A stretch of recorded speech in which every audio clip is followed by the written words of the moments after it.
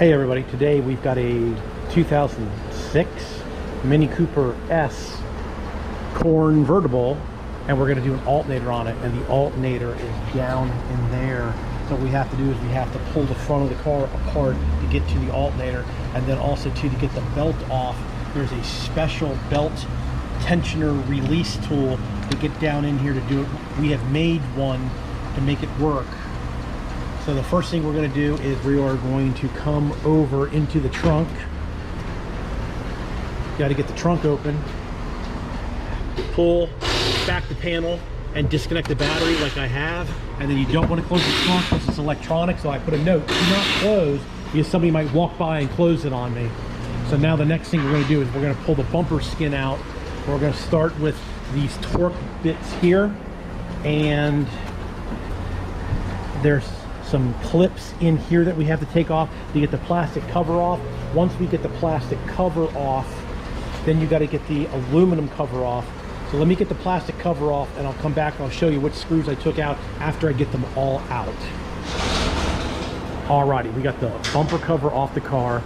There are two T30 bolts here, and then right here you'll see a 8mm headed bolt here. That is not the one you want to take out. You want to take out the one that goes up in here.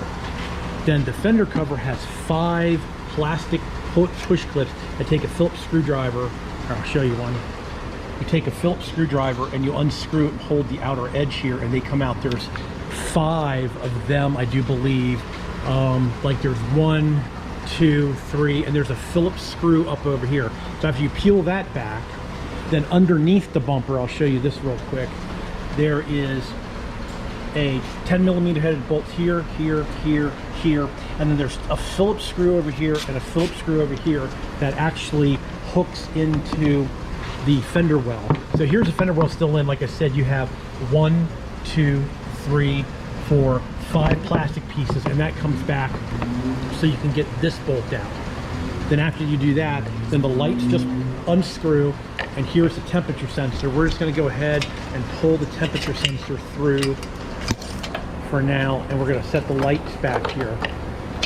So next we're going to be taking the actual bumper off, which there is a bolt here, here, here, here, here, and here, and then this big bumper will come off. When you get those off, I do believe that's a 13. So let me get those off, and we'll get the real bumper off. And the reason why I took the one screw out up here real quick is so I can push that fender wall all the way out so I have access to the belt.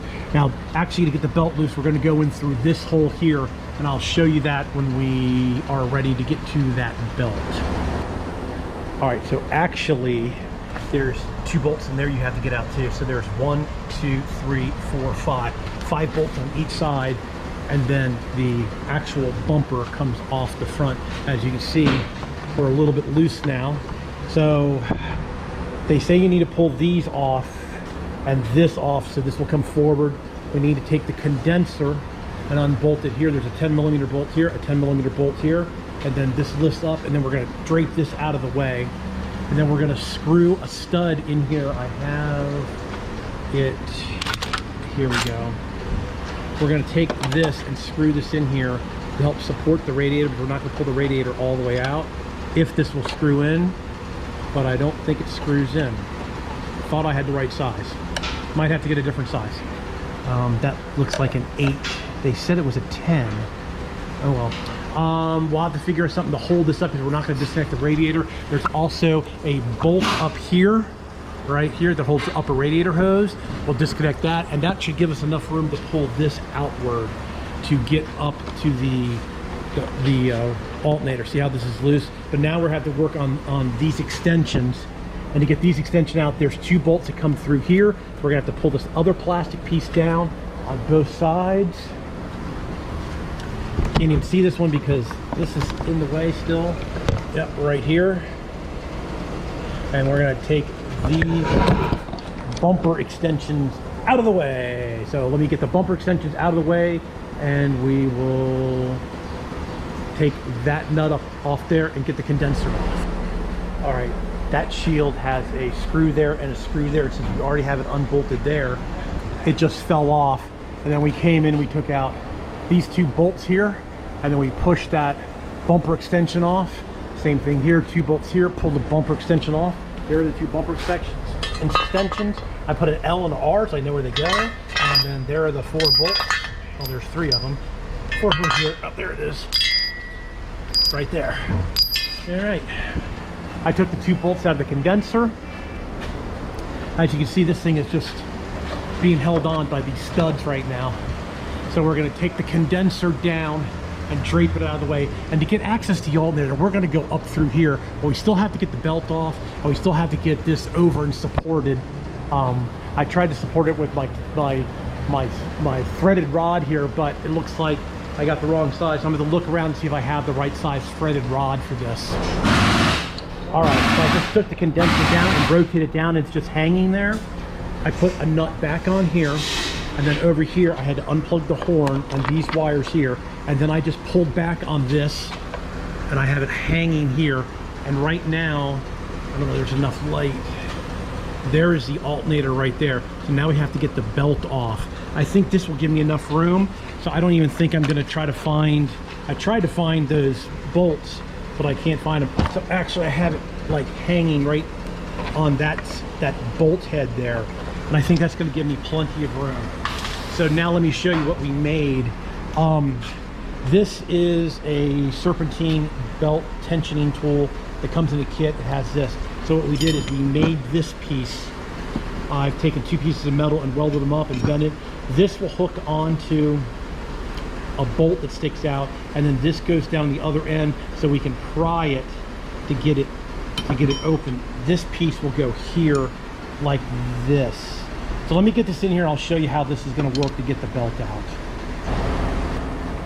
All right, my homemade belt tensioner is in there. It hooks on this bolt right there. I don't know, am I getting that? Yeah, and then it goes down and catches on that lip. And then you pry back, and then you have to stick something. See that little piece of metal? There we go. I can't get in there. There's that little metal tang in the center of the screen. You see the one hole, so what you do is you pry it so you see the other hole, then you stick a hook tool in it. So now the belt is nice and loose, and I can get the belt off.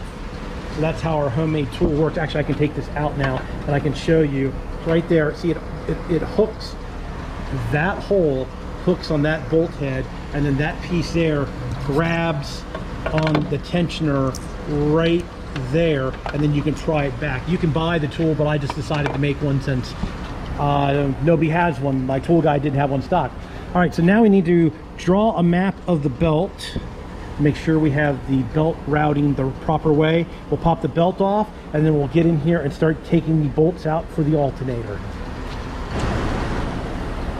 Alrighty, I got the 3 10mm headed bolts out of the alternator once I took the belt off, and now this will swing down.